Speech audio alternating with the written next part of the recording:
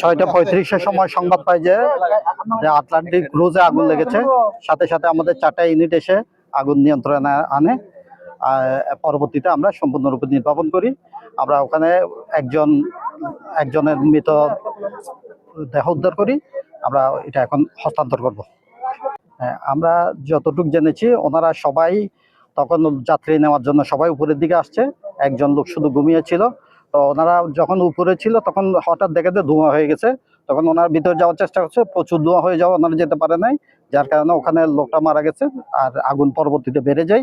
আমরা এসে আগুন নিয়ন্ত্রণে নিয়ে ওখানে ছোট ছোট কক্ষ থাকায় আমরা সবগুলোতে সম্পূর্ণরূপে নির্বাপন করে তারপর আমরা এতক্ষণ সূত্রপাতটা ওনাদের প্রত্যক্ষদর্শী ভাষ্য মতে একটা শর্ট সার্কিট হয়েছে, ওখান থেকে আগুনটা লেগেছে।